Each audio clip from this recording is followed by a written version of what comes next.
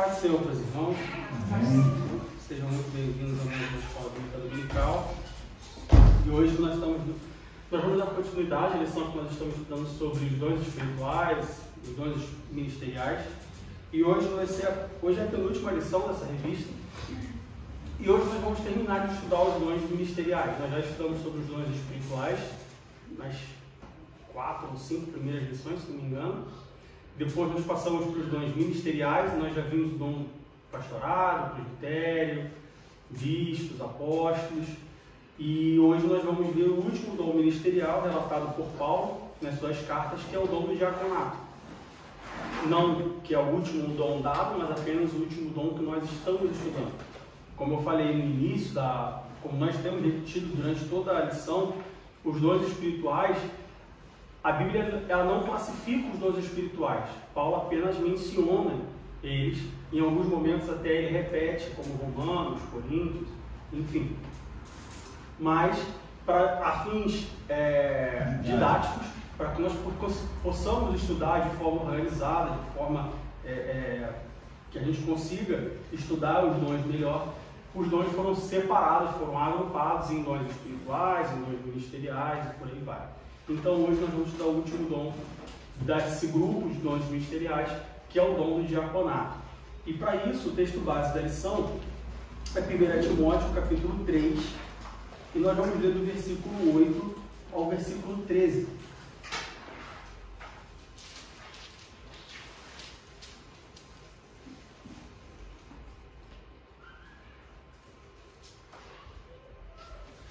Timóteo, capítulo 3, do versículo 8 ao versículo 13, que diz assim: da mesma sorte os diáconos sejam honestos, são não de língua dobre, não dados a muito vinho, não cobiçosos de torpe ganância, guardando o mistério da fé em uma pura consciência. E também estes sejam primeiro provados, depois sirvam, se forem irrepreensíveis. Da mesma sorte, as mulheres sejam honestas, não maldizentes, sóbrias e fiéis em tudo. Os diáconos sejam maridos de uma mulher e governem bem seus filhos e suas próprias casas, porque os que servirem bem como diáconos adquirirão para si uma boa posição e muita confiança na fé que há em Cristo Jesus. Bom, assim, para quem assistiu a aula da semana passada, não necessariamente veio porque a aula fica disponível no YouTube. Para quem assistiu a aula da semana passada, nós falamos sobre os presbíteros, sobre o dom do presbitério. E o contexto histórico e o contexto da igreja na instituição dos presbíteros é exatamente o mesmo da instituição dos diáconos. Voltando a 2000 anos atrás, Jesus ele ressuscita, ele fala para os diáconos: olha, fiquem em Jerusalém, até que do alto, sejam revestidos de poder e tal. Os discípulos de Jesus ficam em Jerusalém, são revestidos com o batismo do Espírito Santo, e a partir daí a igreja ela começa a se expandir.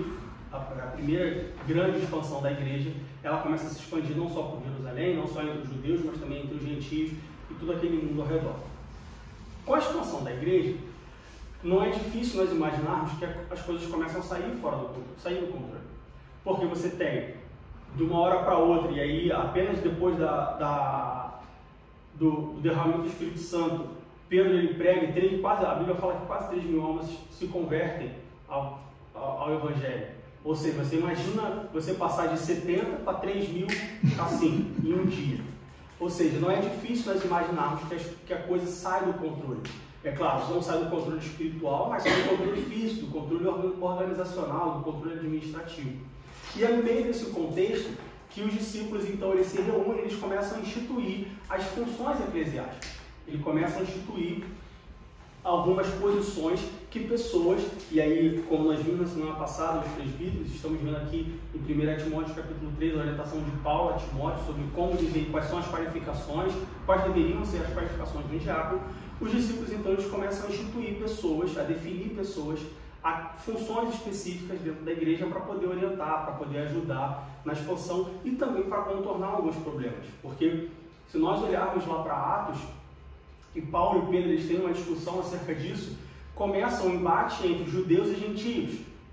Porque um se sente no direito, mais direito que o outro, e um tem o seu costume, tem a sua lei, e o outro não tem, não respeita, enfim. Começa aí uma briga entre povos, vamos dizer assim, e eles precisavam de pessoas para poder mediar esses conflitos e apaziguar e tudo mais. Então esse é o contexto em que o ministério do diaconato é incluído, ele é criado, ele é incluído. E isso se vem até os dias de hoje. Na igreja moderna, vamos dizer assim, moderna não porque ela se adaptou ou ela se conformou com o mundo. Moderno que eu falo, nos tempos modernos, nos dias de hoje, nós ainda temos o ministério do diaconato. E aí, mais uma vez, eu vou ser repetitivo, vou falar o que eu tenho falado ao longo de toda a lição. Não existe hierarquia eclesiástica. A hierarquia que as igrejas praticam hoje, ou a maioria das igrejas, nós vamos falar da nossa denominação, da Assembleia de Deus. A hierarquia que a Assembleia de Deus pratica hoje não está na Bíblia. Em nenhum momento, no Novo Testamento, você vai ver que uma pessoa ela se converte, ela se batiza, e depois ela tem que ser ordenada auxiliar de trabalho, depois ela vai ser diácono, depois ela vai ser presbítero, depois ela vai evangelista, depois ela vai pastor. Isso não está na Bíblia. Isso foi alguma coisa criada pelos homens, baseado lá na igreja romana, enfim, tem todo um contexto histórico, umas razões históricas para que isso, e políticas, enfim, tem outras razões que não são bíblicas. Isso não está na Bíblia. São conceitos da igreja. São coisas da igreja com I minúsculo, não da igreja com I maiúsculo. Mas ainda hoje nós temos o ministério do diaconato e nós vamos falar sobre isso. Nós vamos ver como nós temos visto em todos os dois ministeriais. Nossa primeira referência é Jesus Cristo. A Bíblia fala que Jesus Cristo foi o nosso sumo sacerdote, foi o nosso sumo pastor. E além do sumo sacerdote e do sumo pastor, Jesus nos deixou outros exemplos de funções eclesiásticas. Assim como Jesus ele era um pastor, Jesus também era um presbítero, e nós também podemos enxergar em Jesus a diaconia. E nós vamos ver mais o que significa diaconia e como que nós enxergamos em Jesus. Nós temos como exemplo de diácono, de um diácono, a Jesus Cristo. Depois nós vamos ver sobre a instituição do diácono, como que se institui um diácono, como que um diácono ele é eleito, ele é escolhido, ele é sorteado, ele é consagrado, enfim, como que se deve a instituição do diácono? Ah, estou numa igreja, eu preciso de um diácono. Como que o pastor decide, ou como ele deveria decidir por um diácono? E por último, nós vamos ver quais são os deveres de um diácono. O que um diácono faz na igreja? Qual a diferença entre um diácono e um presbítero, um diácono e um pastor? Nós temos visto, e aí fica para quem tem acompanhado as últimas lições, nós temos visto que os dons ministeriais, assim como os dons espirituais, de certa forma eles se mesclam, eles se misturam em alguns pontos. Existem algumas funções que elas são tanto para o presbítero, tanto para o pastor, tanto para o diácono. Algumas coisas elas se misturam e nós vamos ver a fundo quais são as funções de um diácono. O que o diácono faz na igreja? Em que o diácono é responsável? Pois bem, sobre a diaconia de Jesus Cristo, como eu disse, Jesus é o nosso exemplo para tudo. Se nós tivermos qualquer dúvida de comportamento, qualquer dúvida de como se portar, de como fazer, do que dizer, do que falar, do que pensar, como agir, basta nós olharmos para Jesus Cristo. Ele é o nosso exemplo. Não é à toa que o cristianismo vem de Jesus Cristo. Nós seguimos a Jesus Cristo. Então, nada mais não é surpresa para ninguém, nada mais claro do que nós seguirmos o exemplo de Jesus. E como nós falamos sobre o dom ministerial da diaconia, sobre exercer o ministério da diaconia, a melhor forma de nós entendermos o que deve ser feito, termos um referencial, até mesmo para você avaliar se uma pessoa é um bom diácono, um mau diácono, é olhando para Jesus Cristo. E para nós olharmos para Jesus Cristo, entendermos como que Jesus nos dá um exemplo de um bom diácono, nós precisamos entender o que é um diácono, o que significa diácono. Bom, o termo grego, diaconia, significa ministério ou serviço. Isso já nos dá um indicativo do que um diácono faz. Um diácono ele serve. Mas serve como? Serve com o quê? Bom, isso nós vamos guardar para a última parte, onde nós vamos ver sobre a função de um diácono. Mas sabendo que diácono significa serviço, para nós podermos utilizar Jesus como o nosso referencial do que é um bom diácono, do que é ser um diácono, nós temos que olhar para as vezes em que Jesus serviu. E se nós olharmos para todo o ministério de Jesus, não só para a vida de Jesus, mas principalmente para o ministério de Jesus, os 3 anos em que Jesus passou exercendo o seu ministério, nós olhamos para isso e nós vemos que Jesus em todo o tempo ele servia. Jesus, apesar dele ser rei, apesar dele ser quem ele era, dele ser filho de Deus, nós vemos que Jesus a todo o tempo ele servia as pessoas. Ele não só se apresentava como Senhor, mas se apresentava também como servo. Na semana passada, a pregação foi exatamente sobre isso, sobre lavar os pés dos discípulos. A passagem que Jesus lava os pés dos discípulos, o que nos dá uma clara, assim, eu diria que foi o exemplo máximo de Jesus se portando como servo, ou seja, de Jesus servindo as pessoas. E se nós formos para a Bíblia, nós podemos encontrar, por exemplo, Mateus capítulo 20, versículo 28. Abra sua Bíblia em Mateus capítulo 20, versículo 28. Antes disso, vamos abrir em Lucas capítulo 24, versículo 19. Lucas capítulo 24, versículo 19. Vamos deixar Mateus 28, 20 por último. Lucas capítulo 24, versículo 19.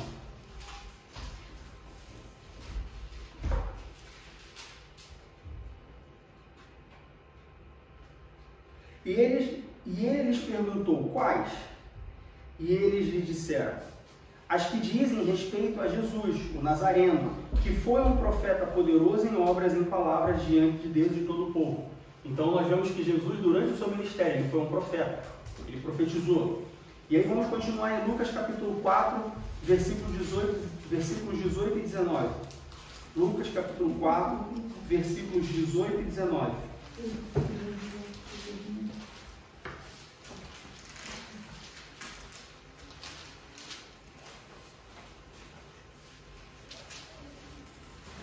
O Espírito do Senhor é sobre mim, pois que me ungiu para evangelizar os pobres, enviou-me a curar os quebrantados do coração, a apregoar liberdade aos cativos, a dar vista aos cegos, a pôr em liberdade os oprimidos, a anunciar o ano aceitável do Senhor.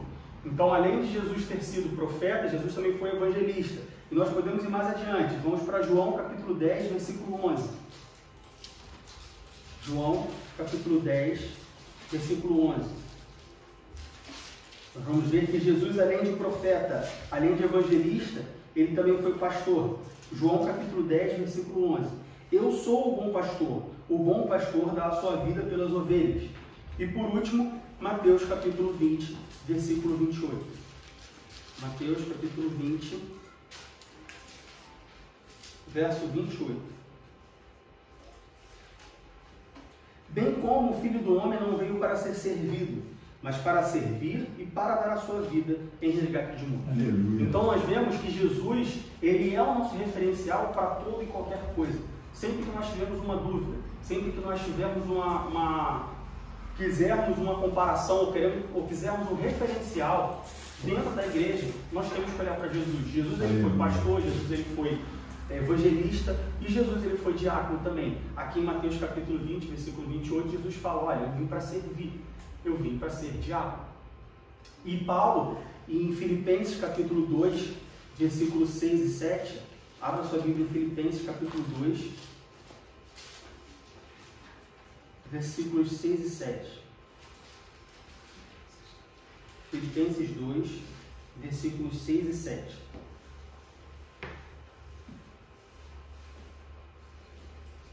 Paulo lhe dá um pouco... Eu diria que até mais do que Mateus capítulo 20, versículo 28, Paulo ele dá uma dimensão, ele fala de uma forma que dá uma dimensão maior de como Jesus ele foi um diácono enquanto ele esteve aqui, ele serviu enquanto ele esteve aqui na terra. Filipenses capítulo 2, versículos 6 e 7. Diz assim, que, sendo em forma de Deus, não teve por usurpação ser igual a Deus, mas aniquilou-se a si mesmo, tomando a forma de servo, fazendo-se semelhante aos homens. Ou seja, o Jesus, que era o Filho de Deus, que era todo-poderoso, que estava no trono da sua glória no céu, quando ele veio à terra, ele se desfaz de toda a sua divindade. A gente poderia passar eu diria que até mesmo um trimestre inteiro falando sobre Jesus homem e Jesus Deus. Jesus, enquanto ele esteve aqui, ele era homem, mas ele também era Deus. Mas embora ele sendo Deus enquanto na terra, ele se desfez de Deus. E aí eu confesso que é complicado de entender, ou de explicar isso em 5 minutos, numa lição, em algumas horas. A gente precisa de muito mais tempo, mas por enquanto o importante é, mesmo sendo Deus, Jesus ele se desfez da sua glória divina, vamos dizer assim, e ele se fez como servo. Ou seja, semelhante aos homens. Semelhante aos homens, inclusive. Para nós compararmos um pouco e tentarmos ter uma ideia mais concreta do que isso significa. Imagina que você é uma pessoa com muito dinheiro, você é uma pessoa rica, você tem uma casa com empregados e com tudo mais. E aí chega um determinado momento do dia, você quer almoçar, por exemplo, você tem, sei lá, você tem 3 cozinheiros, você tem 3 serviçais, você tem, enfim, vários servos servindo. Imagina que no momento do almoço, ou da janta, em alguma refeição, ao invés de você sentar à mesa e falar, olha só, hoje eu quero comer prato X, e a pessoa ir lá preparar um prato e tal, você, como dono da casa, como senhor desses servos, você pega os seus servos, senta eles na mesa e fala, o que vocês querem comer? Ah, eu quero comer arroz com batata frita e feijão. Tá, e você vai para a cozinha, você prepara o arroz, você prepara a batata, você prepara o feijão, depois você pega essa refeição e você serve a seus servos. É mais ou menos isso que Jesus fez. Ele era o dono da coisa, ele era o dono da casa, ele era o senhor dos servos. Mas quando ele decide morar com os seus servos, ele passa de senhor a servo. E ao invés de ele ser o senhor dos servos, ele passa a ser o servo dos servos. É mais ou menos essa comparação. Então, por aí nós já vemos que Jesus, essa introdução já nos dá uma ideia do que é ser um diácono, do que é o ministério da diaconia, é servir. O diácono, ele não deve se achar, e pela própria definição da palavra, quando um diácono ele se acha maior do que outra pessoa, ele se acha superior a outra pessoa, só a definição da palavra, o exemplo de Jesus já anula esse sentimento, já prova que, olha, tem alguma coisa errada. E como era, e sobre como que Jesus servia, nós vimos que o próprio Jesus fala que ele veio para servir. E como que Jesus servia? Um exemplo de serviço, nós temos João capítulo 13, como eu já citei, João capítulo 13, do versículo 4 ao versículo 17, que é a passagem que Jesus lava os pés dos seus discípulos. João capítulo 13,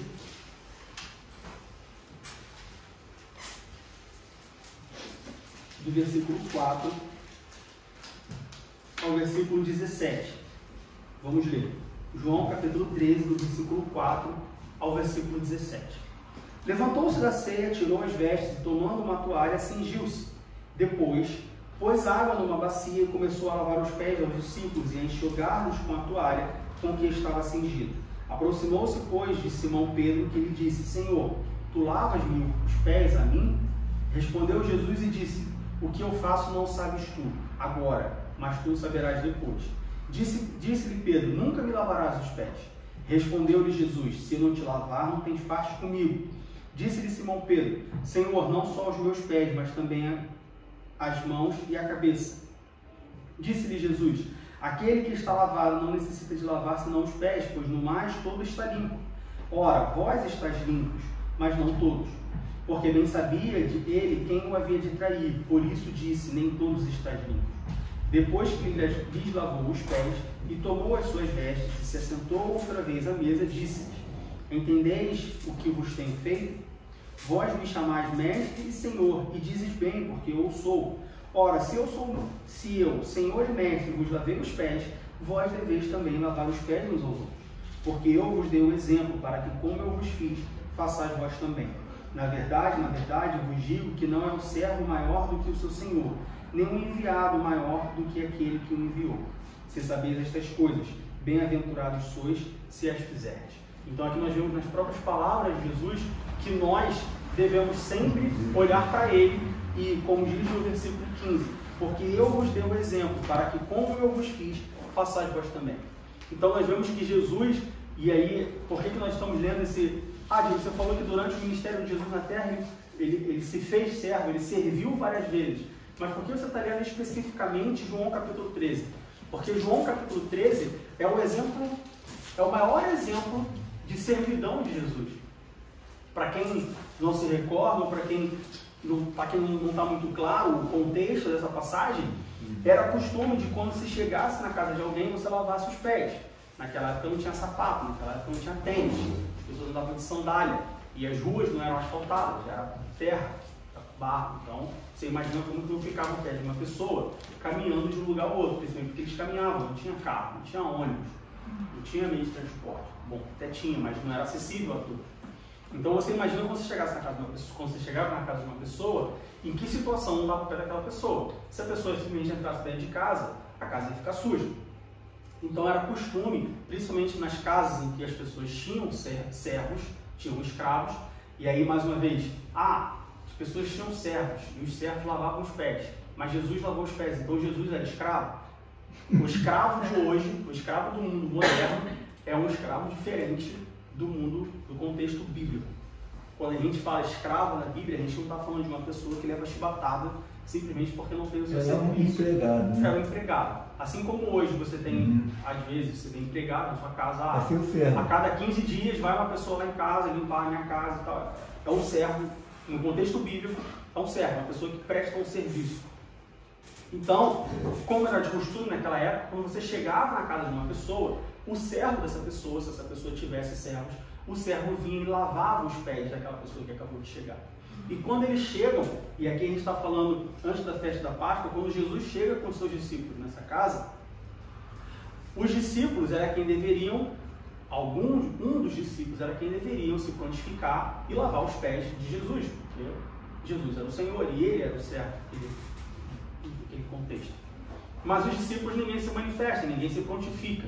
Então o que Jesus faz? Jesus, ele se faz, ele tira, vamos colocar assim, ele tira a sua roupa de Senhor e ele coloca literalmente a sua roupa de servo, porque aqui no versículo 4 Jesus fala, levantou-se da ceia, tirou as vestes e tomando uma toalha cingiu-se, ou seja, Jesus ele literalmente ele troca de roupa, ele tira, não só no segundo sentido figurado, mas no próprio sentido, no sentido literal, ele se prepara, ele tira a sua roupa, ele pega a toalha, ele senta, ele se apronta e ele se faz como servo para servir aos discípulos. Ou seja, ele serve aos servos, aquilo que a gente acabou de ler. Então, isso nos mostra, quando nós olhamos para o ministério de Jesus, nós vemos Jesus, o Filho de Deus, o Todo-Poderoso, aquele que venceu a morte, aquele que curava, aquele que expulsava demônios, aquele que fazia maravilhas, aquele que fazia milagres. Quando nós vemos o próprio Jesus tirando a sua roupa e se se arrumando para servir a servos, e aí tem uma grande diferença, porque você servir alguém que é menor do que você é uma coisa, você servir alguém que é maior do que você é uma coisa, agora você servir alguém que é menor do que você é outra. Vamos colocar aqui uma situação hipotética onde Jesus ele se faz de servo para servir a Deus, por exemplo. Ou você tem eu não sou muito por dentro das patentes do exército, mas imagina que você tem um tenente servindo um coronel. Tudo bem? Uma coronel, outra tenente.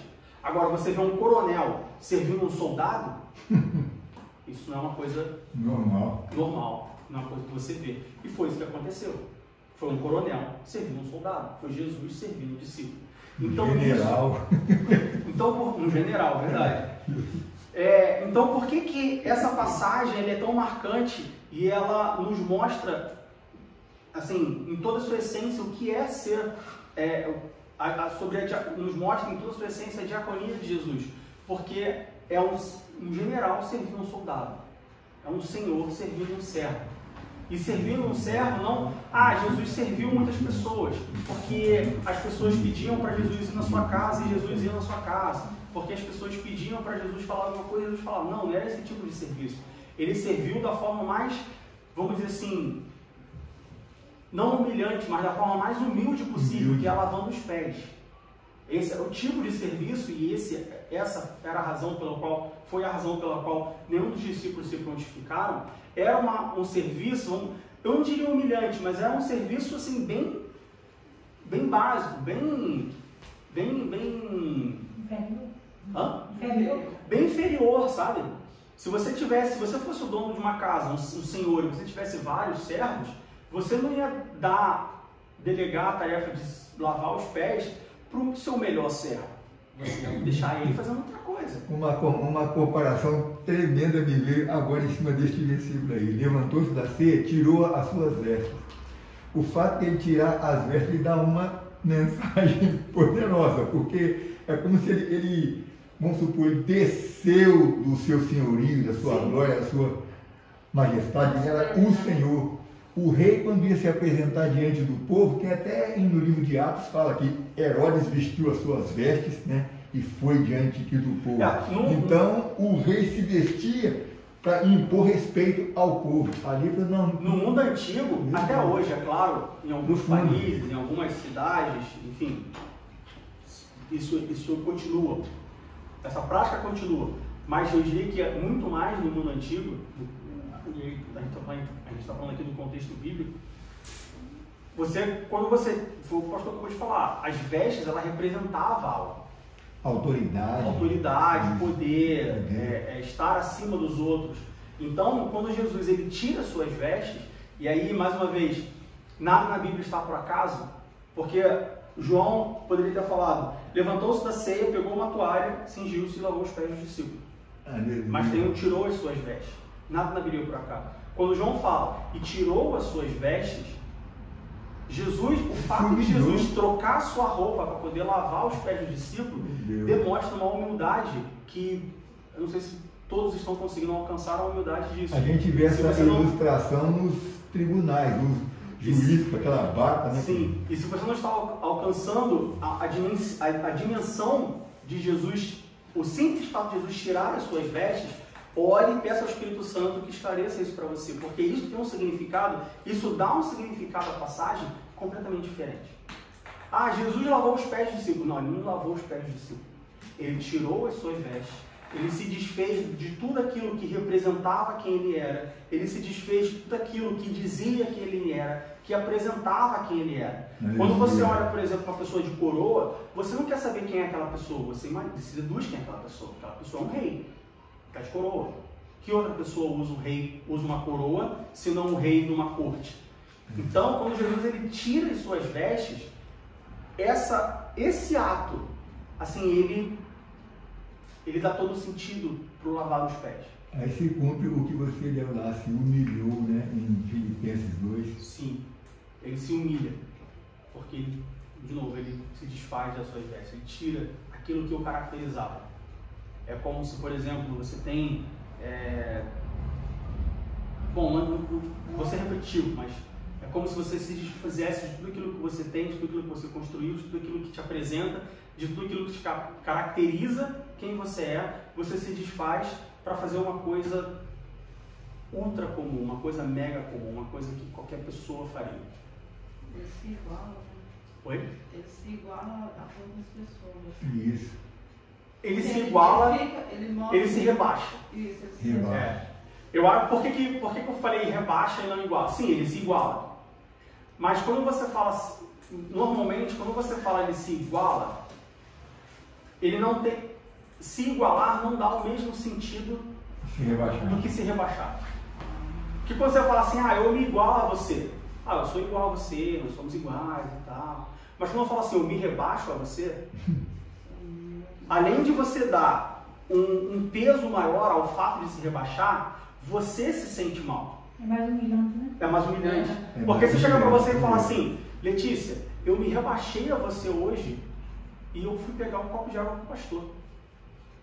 Eu tô falando, olha, eu não era para fazer isso e eu me rebaixei e peguei o copo de água com o pastor. E você que recebe essa palavra, você fala assim, pô, ele se rebaixou a mim, então será que eu tô tão baixo assim? Eu sou tão baixo assim? Então, quando nós falamos Jesus se rebaixou, a gente, eu diria que automaticamente, inconscientemente, a gente para e pensa assim, eu estou tão baixo assim? Eu sou tão baixo assim que Jesus ele se rebaixa a mim, e é isso que acontece. Jesus ele não se iguala a nós, ele se rebaixa a nós. Aleluia. Porque nós estamos tão baixos, nós somos tão sujos, nós somos tão pecadores, que para Jesus lavar os nossos pés, ele tem que se rebaixar a nós. Ou seja, ele tem que se fazer menor do que nós.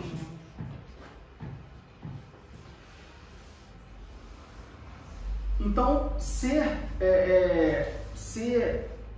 diácono é servir. E nós vemos também nós lemos Marcos capítulo 10, vamos ler Marcos capítulo 10, versículos do 43 ao 45. Abra sua Bíblia em Marcos capítulo 10, do versículo 43 ao versículo 45.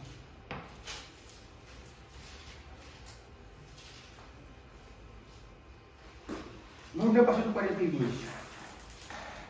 Marcos capítulo 10, versículo 42 ao 45. Mas Jesus, chamando-os a si, disse-lhes: sabeis que os que julgam ser príncipes das gentes delas se assenhoriam, e os seus grandes usam de autoridade sobre elas. Mas entre vós não será assim. Antes, qualquer que entre vós quiser ser grande, será vosso serviçal. E qualquer que dentre vós quiser ser o primeiro, será servo de todos. Porque o Filho do Homem também não veio para ser servido, mas para servir e dar a sua vida em resgate de muitos. O que isso quer dizer? Isso quer dizer que o conceito que nós temos de que, bom, eu estou aqui na igreja e na igreja tem diácono. Tem o diácono Ivanô, tem o diácono Diego. Então, se eu precisar de alguma coisa, eles é que têm que me servir. Se chegar um novo convertido, se chegar um visitante, quem tem que ir até ele é quem está posto para servir. Porque diácono, serviço, se eles são diáconos, eles têm que servir. O que Jesus fala aqui é, não é assim que funciona. Apesar de nós termos na igreja pessoas que foram separadas, que foram consagradas, que foram dedicadas para servir, o que Jesus fala aqui, em Marcos capítulo 10, do versículo 42 ao versículo 45, é que qualquer um, no versículo 43, mas entre vós não será assim. Antes, qualquer que entre vós quiser ser grande, será vosso serviçal. Versículo 44. E qualquer que dentre vós quiser ser o primeiro, será servo de todos. Ou seja, não tem como nós separarmos a palavra discípulo da palavra diácono, ou a palavra diácono da palavra serviço, da palavra discípulo. Todo discípulo, ele é um diácono. Diego, você me confundiu. Se todo discípulo é um diácono, por que existe o ministério, o dom espiritual do diaconato? Por que algumas pessoas na igreja são separadas a diácono? Não todas as pessoas para ser diácono.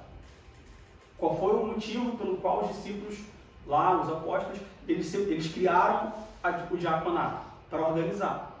Então você imagina uma igreja com 2.000 membros, onde 2.000 pessoas são serviços, são diáconos. Não está organizado, certo? Então, por isso que eu estou falando que, por isso que eu falei no início da lição, que nós temos que separar o que a Bíblia diz e o que a igreja faz. A igreja ela separa alguns para diáconos, porque tem que organizar, não dá para ser todos. Mas a Bíblia diz que todo discípulo, ele é um diácono. E isso é muito importante porque o serviço é a missão de todos. É a missão de todos. E isso é muito importante e tem se perdido, infelizmente, na igreja atual, porque nós vemos muitas pessoas que querem ser discípulos, que se dizem discípulos, mas que não são diáconos, ou seja, não servem.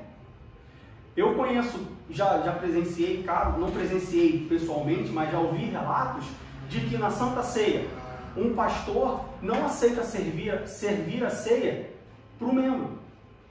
Por quê? Porque ele tem que servir ao diácono. Ou um pastor não pega a ceia da mão de um diácono. Porque ele é um pastor, um diácono não pode servir um pastor, quem tem que servir um pastor é um outro pastor. Tem o caso no Brasil, na nossa igreja lá mesmo era assim, os diáconos serviam para todo mundo. Na hora de servir para os obreiros no púlpito, era o pastor que servia para os... Não, tinha que ser o diácono servir para todo mundo. Sim. Entendeu? Então tem uma separação. Então, o que nós vemos hoje são pessoas que querem ser discípulos. mas que não querem ser diáconos. E o que Jesus fala aqui em Marcos capítulo 10 é que qualquer um que quiser ser discípulo tem que ser diácono. Todo discípulo, ele é um diácono primeiro. E aí, de novo, não estou falando do dom ministerial do diaconato, estou falando da função eclesiástica de diaconato. Diaconia, diácono significa servir. Então, antes de você querer ser qualquer coisa, antes de você pensar, como Jesus fala aqui, entre ser o primeiro, entre ser o maior, você tem que pensar em servir. Todo discípulo é um diácono. Todo discípulo ele tem que servir. Ah, eu sou cristão, eu sou discípulo de Jesus Cristo. Você serve? Não sirvo, então você não é discípulo. É verdade. Ah, mas eu leio a Bíblia. Ah, mas eu vou na igreja. Ah, mas eu oro. Ah, mas eu tenho um pastor. Você serve? Não, servir. Sabe como é que é, irmão? Para mim é complicado, porque eu vim de uma família, porque eu cresci assim, porque servir, e já tem muita gente para servir. Não. Só. Poupe Deus das suas desculpas. Todo discípulo é um diácono. Todo discípulo tem que servir. Ah, mas a igreja em que eu congrego não tem espaço para mim. Porque já tem muita gente, cada um faz uma coisa. Não, só. De novo, todo discípulo tem que servir. Se você é um discípulo e você não está servindo, tem alguma coisa errada. Ah, mas a igreja é pequena. Você já falou com o pastor? Você já procurou a direção da igreja? Porque não existe igreja pequena. Não existe falta de serviço. Porque, como o próprio Jesus fala, os campos estão brancos para a colheita, e a colheita é gigante. Então, algum serviço tem.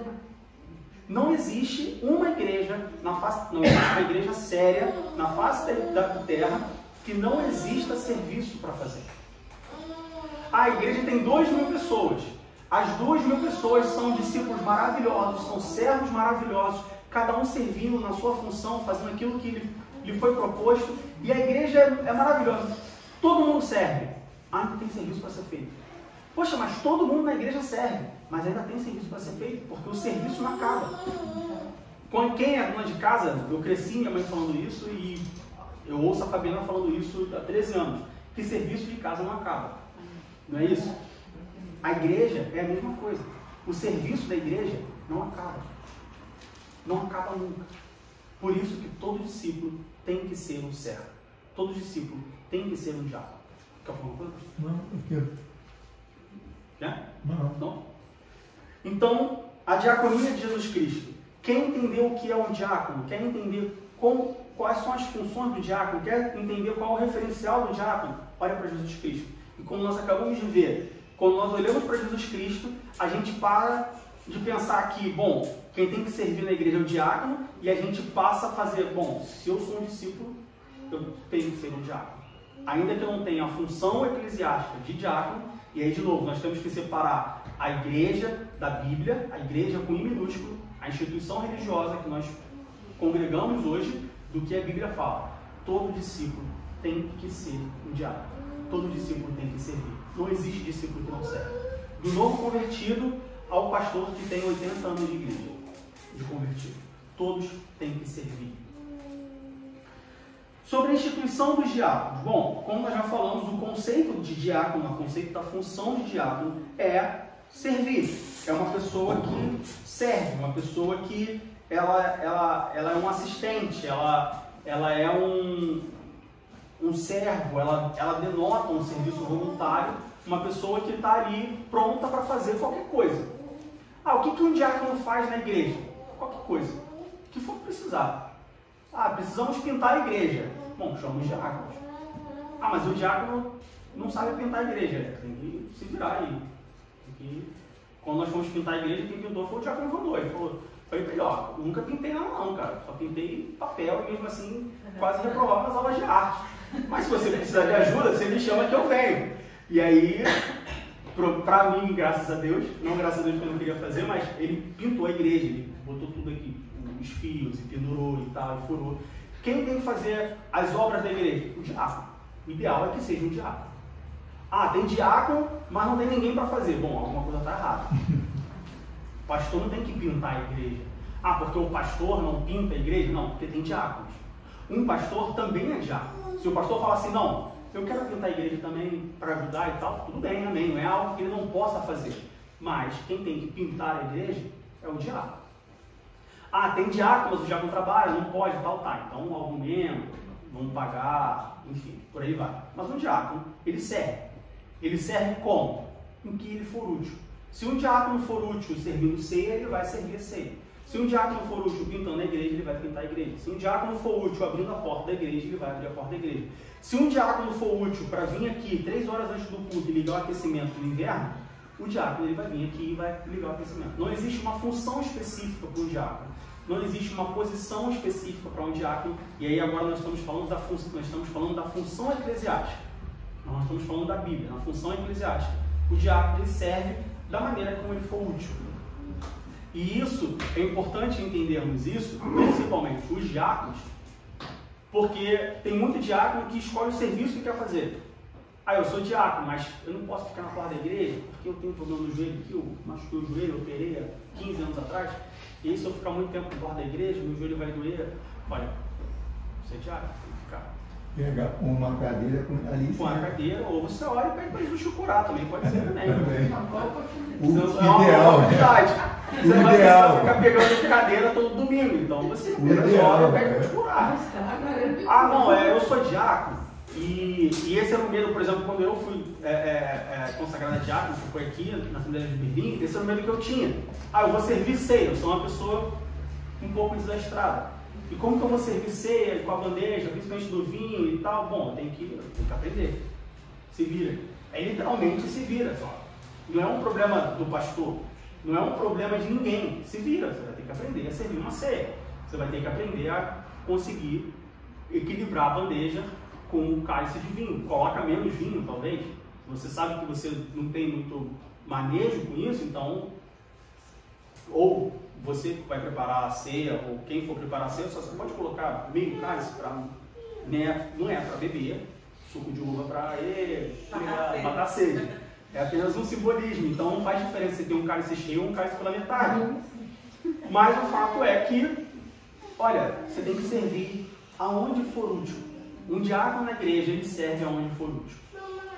Ah, mas outras pessoas podem servir. De novo. Ou você acabou de falar, lá nós lemos em Marcos capítulo 10 que todo discípulo é um diácono, então todo discípulo tem que servir. Tá, mas agora nós estamos falando da função eclesiástica. Dentro da igreja, um diácono ele tem que servir. É claro, isso não desqualifica ou isso não impede que outras pessoas sirvam. Mas, primariamente, dentro da igreja, quem tem que servir é um diácono. E, de preferência, ele tem que ser proativo. Um servo, ele tem que ser proativo. Vamos lá. Vamos supor que você tem no seu orçamento um dinheiro para contratar um servo. Uma pessoa que vai fazer as coisas para você. Você contrataria uma pessoa que não fosse proativa? Uma pessoa que você tivesse que mandar fazer tudo? Você contrataria essa pessoa? Você chama alguém para limpar a sua casa. Você gosta com a pessoa que vai limpar a sua casa, você já teve essa experiência. E você ficar atrás. Olha só, limpa aqui. Olha só, limpa ali. Olha, isso aqui está sujo. Olha, passa a vassoura aqui. Não, você não. Você vai e faz. A primeira coisa que alguém fala é assim, bom, se a gente vai te mandar tudo, eu faço. A minha mãe é assim. Hã? A minha mãe é assim. Pois é. Eu vou pagar para mandar fazer, então eu faço e guardo dinheiro. Né? Na igreja é a mesma coisa. Um diácono é a mesma coisa. Você não tem que ficar mandando o diácono fazer as coisas. Ele tem que ser proativo o suficiente para identificar as áreas em que ele tem que atuar e fazer aquilo que ele tem que fazer. Faz parte do serviço, de ser servo. E aí, mais uma vez, e aí agora nós estamos voltando saindo da função eclesiástica e voltando para a Bíblia. Todo discípulo é um diácono, todo discípulo é um servo. Um servo ele tem que ser proativo, ele tem que se prontificar a fazer as coisas, ele tem que antecipar as coisas antes de acontecer. O que isso nos diz quando nós trazemos para a Bíblia e vemos que todo discípulo ele tem que ser um servo? Vocês conseguem entender? Todo servo ele tem que ser proativo, certo? Você não contrata um servo para você que não seja proativo. Quando nós vamos para a Bíblia, nós vemos que todo discípulo é um diácono, ou seja, todo discípulo ele é um servo.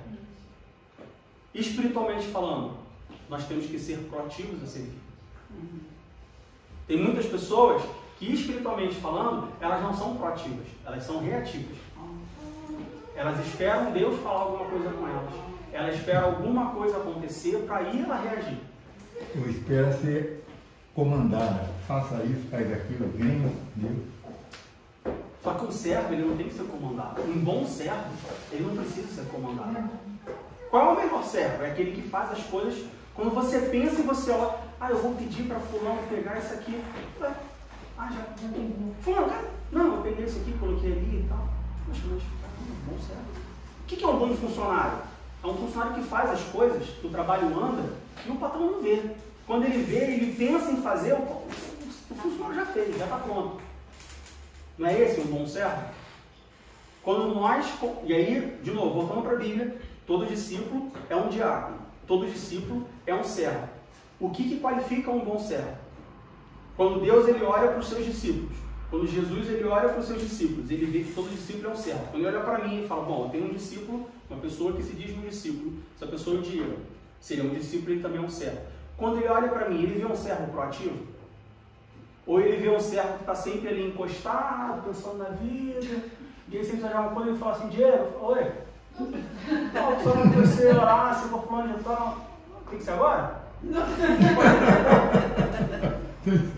Quando Jesus olha para nós, quando o nosso Senhor, porque nós somos discípulos, ou nós nos julgamos discípulos, quando Ele olha para nós e Ele nos vê como discípulos e automaticamente como servos, porque Ele mesmo falou, se você é um discípulo, você também é um servo. Que tipo de servo Ele vê em nós? Ele vê um servo proativo? Porque é muito fácil chegar e falar assim, bom, um diácono tem que ser proativo. O diácono aqui da igreja, a porta está aberta, a parede está descascada, o diácono não vê nada. Mas e eu? Eu também sou um diácono. Eu também sou um servo. E aí eu estou falando, claro que eu sou um diácono, mas vocês entenderam. Quando nós olhamos para nós mesmos e nós entendemos que nós também somos um diácono, nós também somos um servo, que tipo de servo nós somos para Jesus? Você já parou para se perguntar ou para meditar?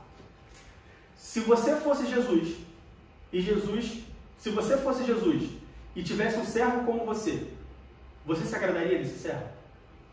Esse é um bom termômetro. De novo, se eu fosse Jesus e tivesse um servo como eu, como eu classificaria esse servo? Eu seria um bom servo? Eu recomendaria esse servo? Mais ainda, eu poderia contar com esse servo?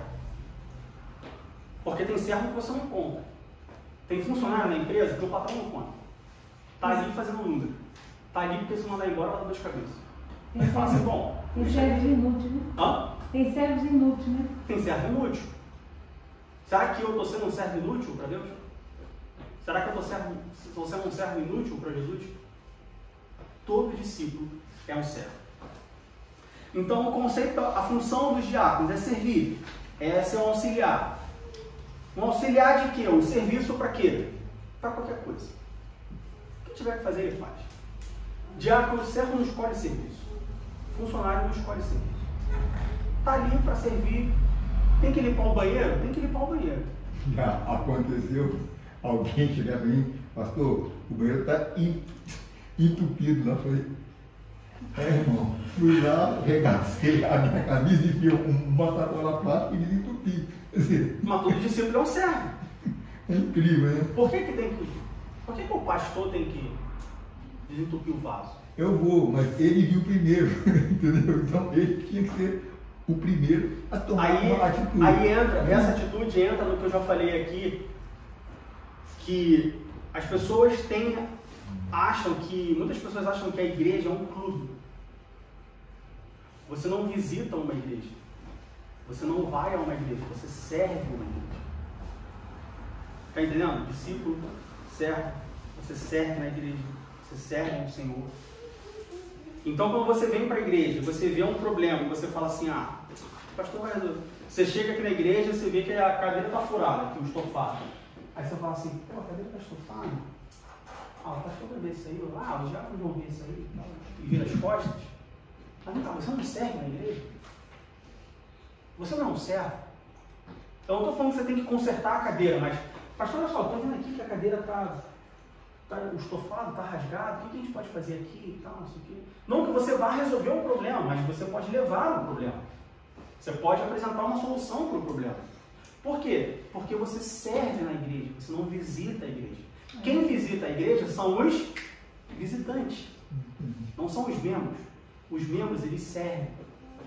É por isso que quando as pessoas falam assim, eu não gosto dessa igreja, eu vou trocar de igreja. Mas por que você vai trocar de igreja? Porque o pastor me deu bom dia, eu vou trocar de igreja. Mas vem cá, você troca de emprego porque o seu chefe não te deu bom dia? Não, porque arranjar emprego é difícil. Lá eu tenho um salário bom e tal, e aí você... Então por que você troca de igreja quando o pastor não te dá bom dia? Porque a igreja é um trabalho. Assim como você serve o seu patrão, você serve o seu Deus. Trocar de igreja não deve ser uma coisa comum. Eu vejo às vezes pessoas, porque eu já fui da igreja tal, eu troquei para a igreja tal, eu troquei para a igreja tal, eu fui para outra igreja não sei o quê. Por que você trocou de igreja? Porque não deu muito certo, porque a igreja é isso, porque a igreja é aquilo. Sem falar os crentes itinerantes, né? Que cada hora no lugar. Mas você serve aonde? Qual é a sua base? Onde você serve? Você trocar de igreja porque você trocou de país, você trocar de igreja porque você trocou de cidade, você trocar de igreja porque você teve um motivo para trocar de igreja, tudo bem. Mas você trocar de igreja porque trocou, você trocar de igreja porque agora você tem que pegar, porque você se mudou e você tem que pegar 2 ônibus, mas você não pensou antes de se mudar? Olha só, vou mudar, tem um apartamento novo, é muito bom, então tem que pegar 2 ônibus. Então, talvez é melhor conseguir um apartamento mais perto da igreja. Mas não tem apartamento perto da igreja. E o Deus que você serve, ele é o quê? De provisão. Você fala para ele, olha só, Deus, aquele apartamento é muito bom, mas são 2 ônibus, eu tenho 2 crianças pequenas, eu não posso ir. Me arranja outro perto da igreja. E eu tenho certeza que ele vai arrumar. Se você for certo. Se você for visitante, ele não tem compromisso com o visitante. Deus só tem compromisso com servos. No Antigo Testamento, no Novo Testamento, no Antigo Testamento a lei era bem clara. O Senhor tinha compromisso com os seus servos. Um servo não podia passar fome, porque o Senhor tinha compromisso com o servo. Deus, ele só tem compromisso com o servo. Deus não tem compromisso com o visitante. Deus não tem compromisso com a pessoa que vem e trata a casa dele como um clube. Ela vem e se serve no que ela quer. Como que é um clube? Você vai no clube, você toma banho de piscina, você usa sauna, você come e depois você vai embora. Com essa pessoa, Deus não tem compromisso. Deus só tem compromisso com os servos. Todo discípulo é um servo. Então, o diácono é para servir em qualquer lugar, servir em qualquer coisa. A origem do diaconato nós já falamos. Quando a igreja ela começa a expandir, quando a igreja ela começa a crescer, ela começa a sair de mãos. Os apóstolos não têm mais como controlar as coisas. Então o que eles fazem? Eles instituem diáconos para poder ajudar as pessoas, para poder ajudar no trabalho. E aí vamos abrir em Atos capítulo 6, versículo 1. Abra em Atos capítulo 6, versículo 1.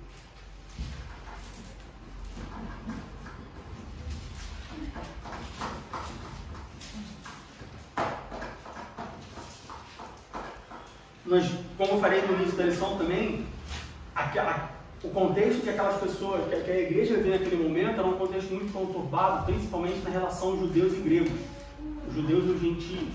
Eles tinham muito problemas em relação a isso. E aí, os diáconos eles foram justamente para poder ajudar a resolver esses problemas. Atos capítulo 6, versículo 1. Ora, naqueles dias, crescendo o número dos discípulos, houve uma murmuração dos gregos contra os hebreus, porque as suas viúvas eram desprezadas no ministério cotidiano. E os 12, convocando a multidão dos discípulos, disseram: não é razoável que nós deixemos a palavra de Deus e sirvamos às mesas. Escolhei, pois, irmãos entre vós, 7 varões de boa reputação, cheios do Espírito Santo e sabedoria, aos quais constituamos sobre este importante negócio. Mas nós perseveraremos na oração e no ministério da palavra. E este parecer contentou a toda a multidão e elegeram Estevão, homem cheio de fé e do Espírito Santo, e Filipe, e Prócoro, e Nicanor, e Timão, e Pármenas, e Nicolau, prosélito de Antioquia. E os apresentaram ante aos apóstolos, e estes, orando, lhes impuseram as mãos, e crescia a palavra de Deus em Jerusalém, se multiplicava muito o número dos discípulos, e grande parte dos sacerdotes obedeciam a fé. Então eles tinham um problema, um dos pontos iniciais da necessidade dos discípulos é porque eles tinham um problema acerca das viúvas. Porque os judeus eles precisavam cuidar das viúvas, mas dos gregos não tinha ninguém para cuidar das viúvas. Muito por conta do embate entre gregos, gentios e judeus por causa da lei, circuncisão, não circuncisão e tal, enfim, eles tinham. A gente poderia também, não é o assunto da lição, mas essas diferenças faziam surgir esses problemas, e aí o que eles fazem? Olha só, os apóstolos falando aqui no versículo 2, os 12 convocando a multidão, os discípulos disseram: não é razoável que nós deixemos a palavra de Deus e sirvamos as mesas. E aí não é que os discípulos falam assim: bom, não vou resolver esse problema, eu sou discípulo, não é isso. É porque os discípulos, se você olhar para os discípulos e para as pessoas, para os novos convertidos, quem tinha muito mais a dar para aquelas pessoas eram os discípulos, eles viveram com Jesus.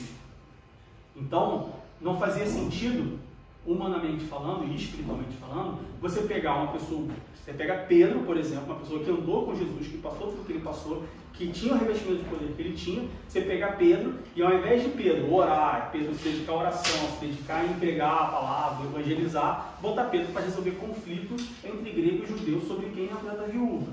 Não faz sentido isso. Então o que eles fizeram? Bom, vamos pegar aqui algumas pessoas, separar essas pessoas para a diaconia, ou seja, para o serviço, para ajudar a resolver esses problemas, para ajudar a administrar as coisas, para ajudar a organizar as coisas e fazer ali, não um trabalho subqualificado, mas um trabalho mais comum, uma coisa que outras pessoas poderiam fazer, que não precisava ser uma pessoa que tivesse um conhecimento profundo da lei, enfim, tudo mais. O que, de novo, não desqualifica o serviço feito e não desqualifica a pessoa que está fazendo aquele serviço. É um erro, e por isso que hoje existe toda essa correria, essa hierarquia eclesiástica, porque as pessoas desqualificam o tipo de serviço. Por quê?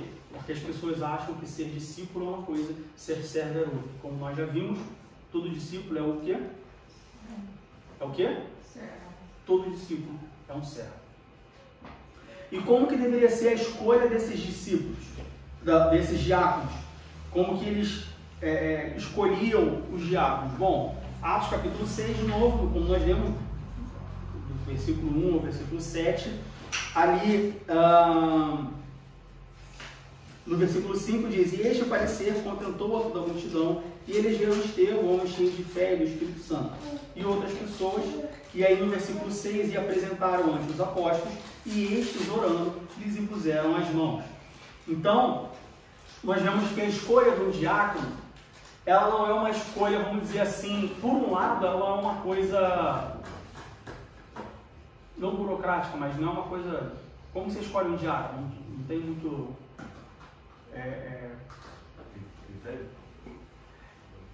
É porque a gente vai fazer um sobre critério, mas sim, não tem muito critério. Não tem muita coisa, tem que pensar e tal, não, peraí, vamos ver aqui, fazer reunião e fazer não sei o que para escolher. Não, você escolhe o diácono. Precisa de um diácono. Olha para as pessoas e vê quem você pode escolher um diácono. Por que eu não falei? Não tem muito critério, mas por que eu não falei critério? Porque existem algumas qualificações.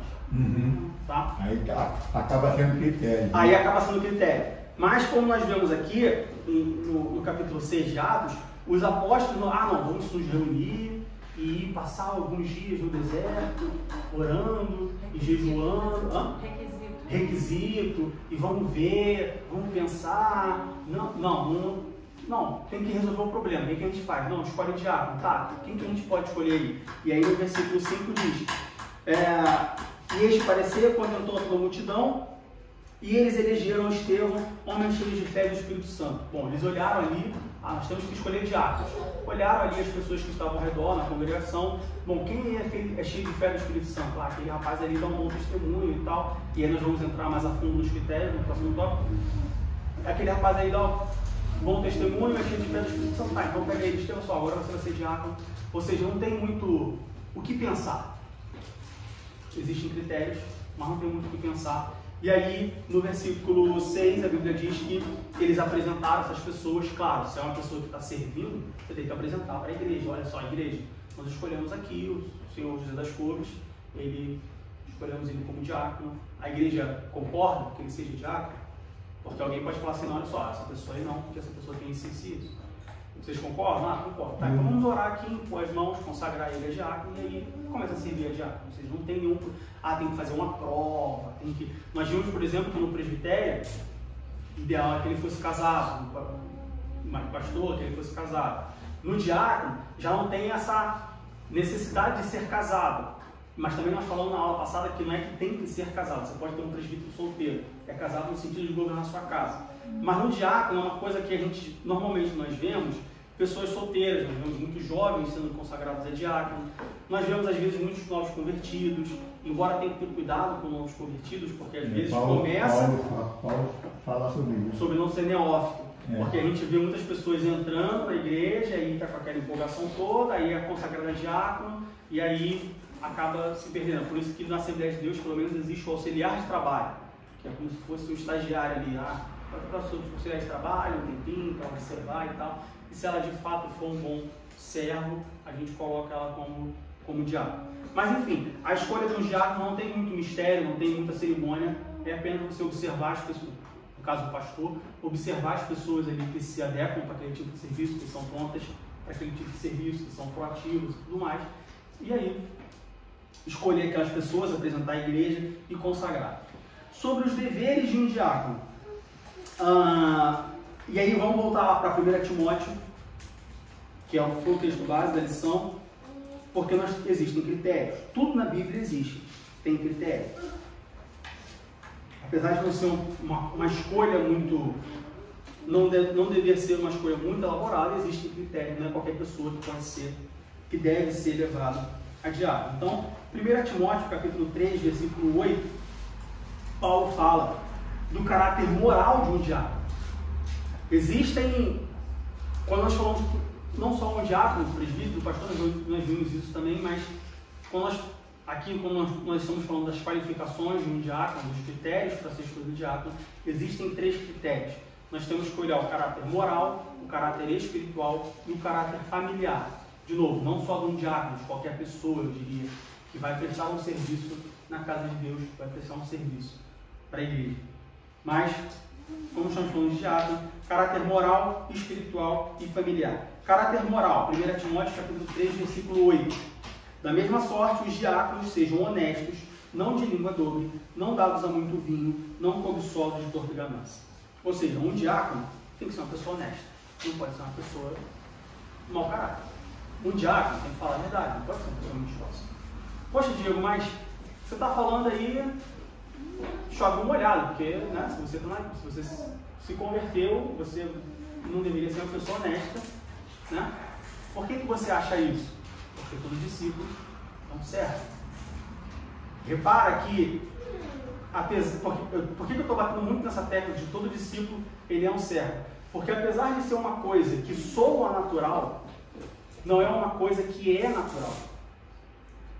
Como eu falei, o caráter moral de um diácono tem que ser uma pessoa honesta, uma pessoa que não minta, não dá muito vinho, ou seja, não pode ser uma pessoa um bêbado, não pode ser uma pessoa devassa, uma pessoa que vive como o mundo vive, não pode ser cobiçoso de corpo e ganância, ou seja, não pode ser uma pessoa que queira roubar, que queira enriquecimento ilícito e tal. Ou que cobiça as coisas. Que cobiça as coisas. E aí as pessoas falam assim, tá, mas todo cristão deveria ser isso?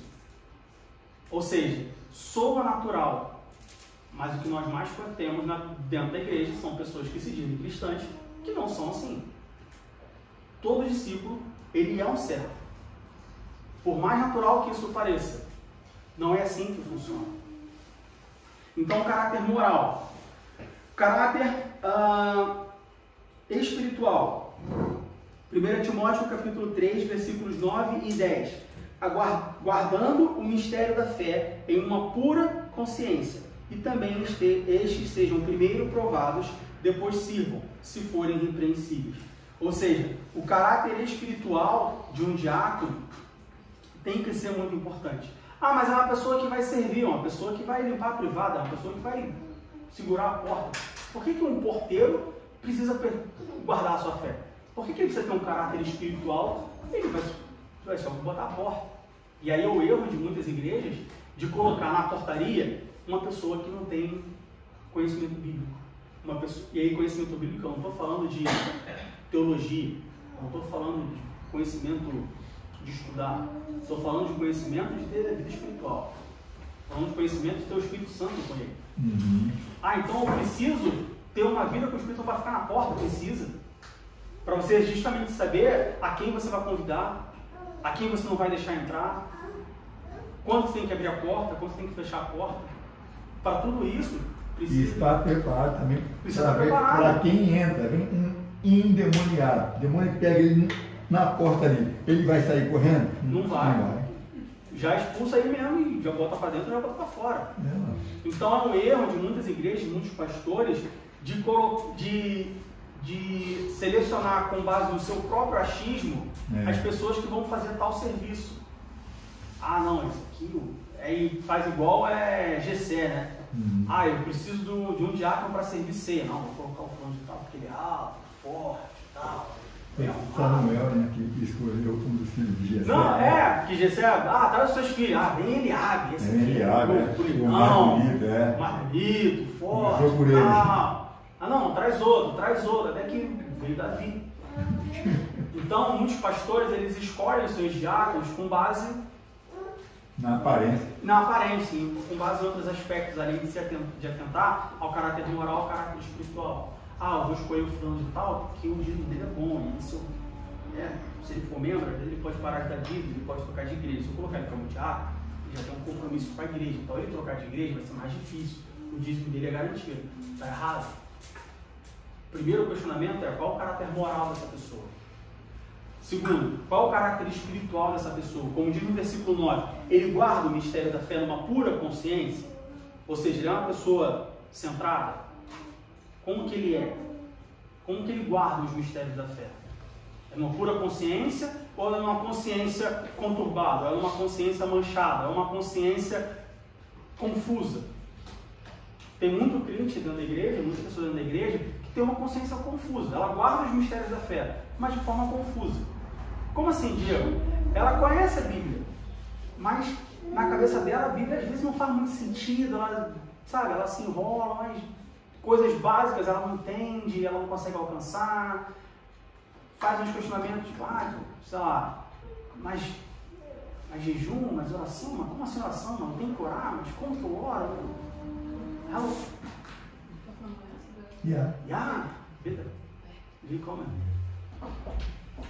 Então tem muita gente que guarda os mistérios da fé, mas guarda de forma confusa, não guarda de forma arrumada. É a mesma coisa, um bom exemplo que nós podemos dar aqui é um armário. Tem pessoas que você vai na casa da pessoa, a casa da pessoa está arrumada. Está tudo arrumadinho ali, a sala, o quarto e tal. E aí você fala, poxa, essa pessoa ela arruma a casa ali. Só que aí quando você abre o armário da pessoa, cai tudo. Está tudo desarrumado. É a mesma comparação, é mais ou menos a mesma coisa. A pessoa ela guarda os mistérios da fé. Ou seja, a casa dela está arrumada.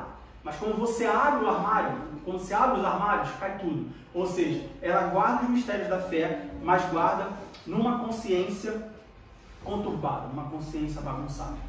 Para ser um diácono, o caráter espiritual de um diácono é guardar os mistérios da fé numa pura consciência. E uma outra coisa que pode ser acrescentada dentro desse mistério da fé é ele ter uma fé não voltada para fanatismo, para astrologia. Isso, uma pura consciência. Tem que ser uma pessoa centrada, tem que ser uma pessoa... Né? E por último, nós temos o caráter familiar de um diácono. Versículo 12. Os diáconos sejam maridos de uma mulher e governem bem seus filhos e suas próprias casas. Ou seja, um diácono, ele tem que saber governar a sua casa. Isso é uma coisa básica, nós vimos isso no pastor, nós vimos no presbitério, nós vimos no apóstolo. Por que é importante? Isso quer dizer que um diácono tem que ser casado de novo? Não. Mas ele tem que governar a sua casa no sentido de governar a sua própria vida.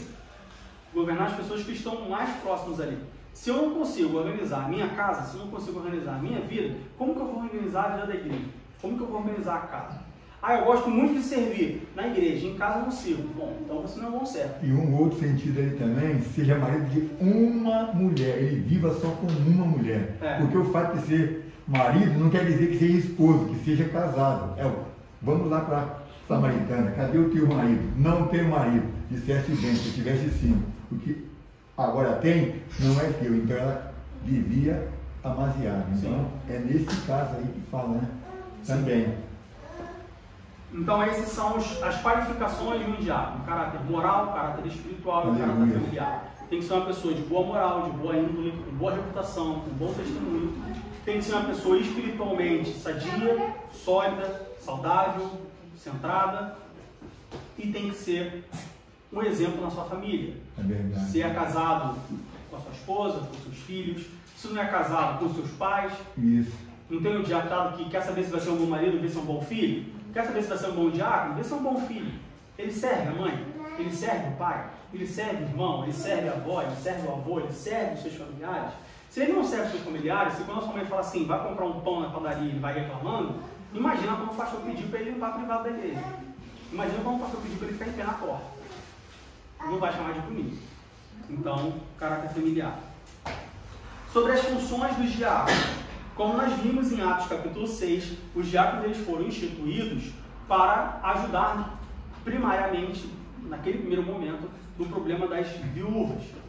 O debate dos hebreus. Das mesas, então se referia a arrumar mantimento, distribuir mantimento, assistência no geral. Hoje, nos dias de hoje, é mais ou menos a mesma coisa, claro. É diferente por causa do contexto histórico, da situação social que nós vivemos, é completamente diferente, mas é mais ou menos a mesma coisa. Não tem um trabalho específico que um diácono faz. Como eu disse anteriormente, diácono é servir. Servir em quê? Em qualquer coisa. Então, como a gente brinca no popular, um diácono é pau para toda obra. É bombril, né? Tem mil uma utilidade. Mil uma utilidade. Ele faz o que tem que fazer. Se é ficar na porta, ele fica. Se é recepcionar as pessoas, ele recepciona. Se é arrumar as cadeiras, ele arruma. Se é aspirar o chão, ele aspira. Se é para guardar, se é para servir, ele faz qualquer coisa. Um diácono tem que olhar serviço, ele tem que servir. E de novo, vou ser repetitivo e vou voltar lá no que eu falei. Entendi o que um diácono faz. Mas antes de entender o que um diácono faz, entenda que todo discípulo é um servo. O que significa servo? Diácono. Todo discípulo é um servo. Quando nós olhamos para um diácono, a maior... Porque essa lição poderia ser somente para os diáconos. Isso. Ou essa lição poderia ser somente para as pessoas. O pastor chega para mim e fala assim, Diego, olha só, para mim e para o Ivano, Diego, Ivano, olha só, eu quero separar algumas pessoas para a diaconia aqui na igreja, eu precisava que vocês trouxessem alguma mensagem e tal. Tudo bem, pastor, a gente vai falar sobre os diáconos. Mas não, a lição é para a igreja inteira. Que lição espiritual nós podemos tirar disso? Que todo discípulo é um diácono. Todo discípulo ele serve primeiro. Para nós concluirmos, como nós vimos, o diaconato ele foi instituído pelos discípulos, ele foi instituído pelos apóstolos de Jesus Cristo, naquela comunidade para resolver um problema específico, para ajudar na expansão da igreja. Mas antes disso, nós vimos que Jesus Cristo ele foi um diácono, ele foi um servo.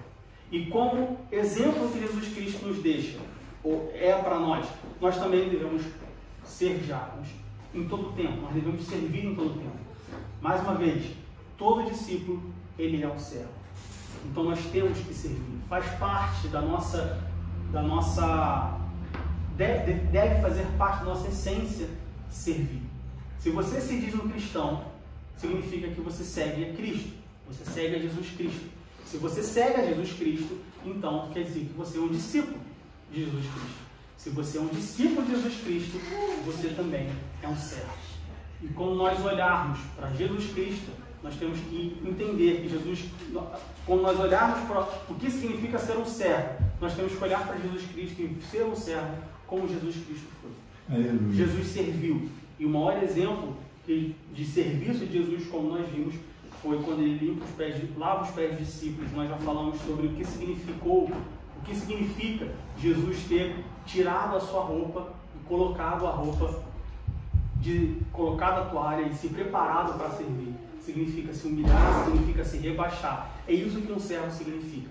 Nós não podemos servir na igreja se nós nos acharmos superior que os outros. Eu não posso servir na igreja, independente de ser um diácono ou não, mas eu não posso servir na igreja se eu me acho maior do que alguém. Seja porque eu sou homem e você é mulher. Seja porque eu sou diácono e você é um membro. Seja porque eu tenho 30 anos de igreja, eu nasci na igreja e você acabou de se converter. É impossível você servir dessa forma. Porque para se servir, você tem que tirar as suas vestes, pegar a toalha, se cingir e lavar os pés. Ok? Que Deus nos abençoe em nome de Jesus. Como eu falei, essa foi a penúltima lição dessa revista, que nós estamos falando sobre os dons espirituais. Na semana que vem nós vamos encerrar essa revista e na outra semana vamos começar. Então, por favor, não faltem. Eu aprendi no curso que eu fiz com os professores. Eu tive um professor, antes de ser meu professor, ele era amigo da nossa família, e ele falou uma coisa que ele deu um exemplo que eu nunca esqueço. Você pega uma lata de lixo, nós não temos aqui uma lata de lixo. Mas ela não tem tampa que levanta. Quando você pisa na lata de lixo, ela levanta, certo? É a pregação da palavra. É você pisar na lata de lixo, é você levantar, a tampa levantar. Mas o que faz a tampa ficar em pé? É o pé. É a escola bíblica dominical. O que vai fazer você levantar e se chegar a Jesus é o culto, é a pregação da palavra, é o louvor. Mas o que vai o que vai fazer você ficar firme, você ficar de pé, o que vai fazer você caminhar, o que vai fazer você não desistir é o aprendizado, é o ensino da palavra. Aleluia. Então não despreze a escola dominical, não despreze o ensino da palavra. Ah, Diego, mas começa 1 hora mais cedo. Acorda 1 hora mais cedo. Pode ter certeza que vai valer a pena. Pode ter certeza. Agora eu queria chamar o nosso pastor, como nós temos feito, já que nós estamos passando um trimestre inteiro estudando sobre dons espirituais, falando sobre o batismo do Espírito Santo. Nada mais sensato do que nós também orarmos pedindo o batismo do Espírito Santo. E aí eu queria chamar o nosso pastor, que vai fazer essa oração. E uma outra coisa que eu queria só acrescentar aqui é que no Brasil eu ouvi bastante na igreja a respeito do serviço uma frase interessante. Ouvindo assim parece uma ofensa, uma coisa pesada, mas se você analisar com o coração aberto, você vai ver que tem tudo a ver com o que foi ensinado aqui hoje. A frase diz assim: quem não vive para servir, não serve para viver. Entenderam isso?